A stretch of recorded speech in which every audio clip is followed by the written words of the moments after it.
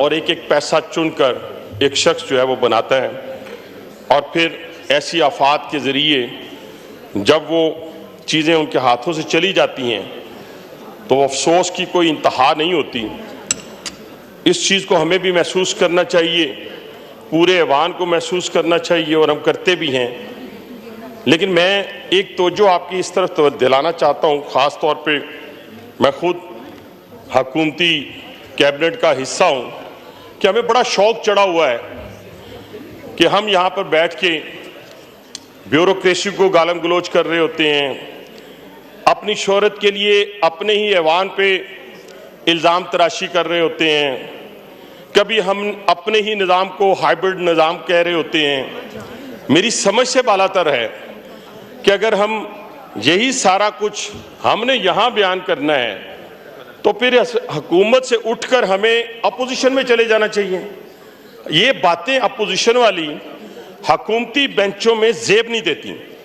اور دوسرا جناب اسپیکر، آج تک میں نے کبھی نہیں سنا کہ میں راولپنڈی کی بات یہ کروں کہ راولپنڈی میں انکروچمنٹ ہے اور میں اس کا ذمہ دار نہیں ہوں۔ یہ کیسے ممکن ہے کہ راولپنڈی کا ہاسپٹل خراب ہو، راولپنڈی کی ٹرانسپورٹ اچھی نہ ہو، راولپنڈی کے تعلیمی ادارے اچھے نہ ہوں، اور آپ کہیں، میں یہاں پہ آ کے کھڑا ہو کے کہوں دیکھیں جی وہ تو تباہی ہوگی جی، بربادی ہوگی جی۔ الحمدللہ آج بھی حکومت پنجاب کے جو اقدامات ہیں ان کی بدولت میں راولپنڈی کے اپنے سکول، کالجز، اپنے ہاسپٹلز، اپنے ٹرانسپورٹ، صفائی کا نظام، ان ساروں کو دیکھتے ہوئے ایک پولیٹیکل ورکر کی حیثیت سے، صرف ایک پارٹی لیڈر کی تعریف کے لیے نہیں، آپ یقین مانیں کہ دل باغ باغ ہو جاتا ہے، خوش ہو جاتا ہے۔ آج بھی کچھ جانا چاہے میرے ساتھ ابھی یہاں سے گزرے، میں اس کو راولپنڈی میں لے کے جاتا ہوں۔ اس پانی میں، اس بارشوں کے اندر جو الحمدللہ ہمارا وہاں پہ کردار تھا اور ہمارے کام جو ہوئے، تو یہ کریڈٹ جاتا ہے۔ ہر جگہ اچھے اور برے لوگ ہوتے ہیں، لیکن آج کل بیماری پڑ گئی ہے، ہر کسی کو وائرل ہونے کا شوق ہے۔ وائرل ہونے کے لیے اور بھی بہت ساری چیزیں، اور خدا کا خوف کریں اور اللہ سے ڈریں کہیں وہ نہ وائرل ہو جائیں۔ وہ وائرل ہوگی تو پھر کیا ہوگا؟ پھر تو پوری وائرل ہو جائیں گی۔ تو اس لیے کسی کو یہاں اس ایوان میں کھڑے ہو کے اسی بیوروکریسی کو جس سے آپ سارا دن کام لیتے ہیں، اچھے بھی ہیں برے بھی ہیں، اس ایوان کے اندر سارے اچھے نہیں ہیں لیکن بروں کی تعداد کم ہوگی، آپ اپنے پہ الزام تراشی شروع کر دیتے ہیں۔ تو یہ سارا ٹرینڈ جو ہے، میں اس لیے اس ایوان میں کھڑے ہو کے بات کر رہا ہوں کہ خدا کے لیے یہ بڑا آسان طریقہ ہے کہ جی لوکل باڈیز نہیں ہوئے، جی فلاں نہیں ہوا، 40 سال کا نظام گندا ہے۔ بھئی 40 سال تک آپ اس نظام کا حصہ رہے ہیں، آج بھی اسی نظام کا حصہ ہیں، اسی کو گالیاں دے رہے ہیں۔ یہ ٹرینڈ جو ہے اس کو ختم ہونا چاہیے۔ آپ حکومت کا حصہ ہیں۔ سب سے بڑی خوبصورت باتیں ہوتی ہیں، ہم نے بڑی اس ایوان میں 2003 سے ہوں جناب اسپیکر، بڑے بڑے ہم نے لوگ، آج کل تو ہر جگہ میں نے ایسا سا پولیٹیشن دیکھا کہ ذرا سی انگلی اٹھی اسے ریزائن کر دیا۔ میں نے وہ پولیٹیشن دیکھا اس نے حکومت کے ساتھ نہیں چل سکتا، اسے وزارت سے ریزائن کر دیا۔ رہا حکومت میں، اپوزیشن میں جا کے نہیں بیٹھا لیکن اسے پالیسیوں سے اختلاف تھا۔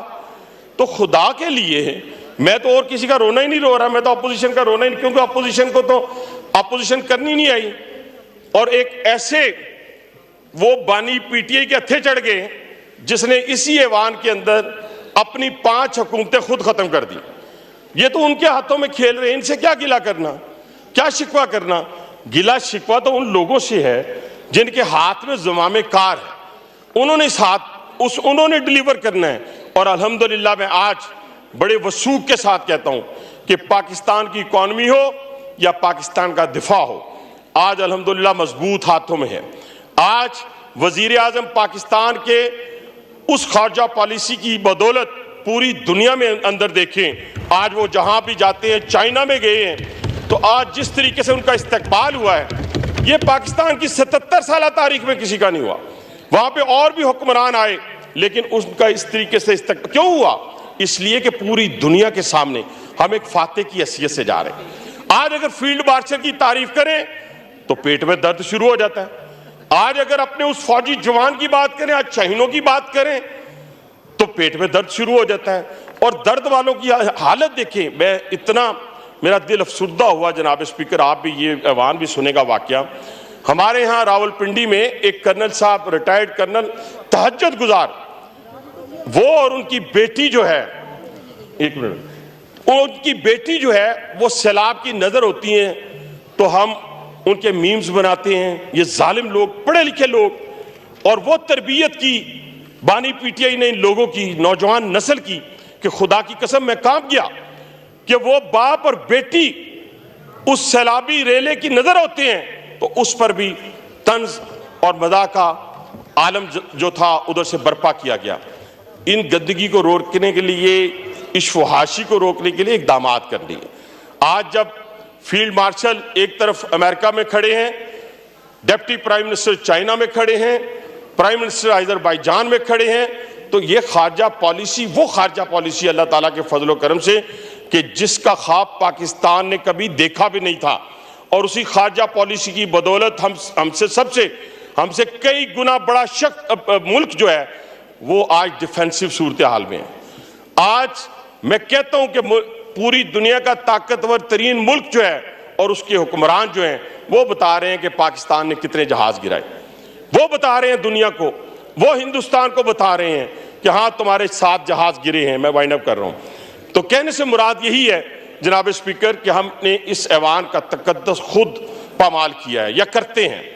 یہ بہت ہی، میں سمجھتا ہوں، مقدس ایوان ہے، اور اس کی بدولت ہی آج اللہ تعالیٰ نے ہمیں اس پاکستان کے اندر، ایک پاکستان کے باہر عزتوں سے نوازا ہے. ہاں ہم ڈیلیور نہیں کر سکے اپنے حلقے کے اندر، تو وہ رونا کسی اور پہ ڈالنے کی بجائے اپنی ذمہ داری قبول کریں، اپنے گریبانوں میں جھانکیں، اور اس محنت کو اور اس سٹرگل کو جو دن رات وزیر اعظم پاکستان کی طرف سے ہوتی ہے یا وزیر اعلیٰ پنجاب کی طرف سے ہوتی ہے، اس کو ڈسکریڈٹ کرنے کی کوشش نہ کریں صرف اپنے وائرل ہونے. اور میں نے تو آج تک جناب اسپیکر، میں نے آج تک ہمارے ہاں بھی بڑے بڑے ہم نے کانٹریکٹرز دیکھے، ٹھیکیدار دیکھے، کام کروائے.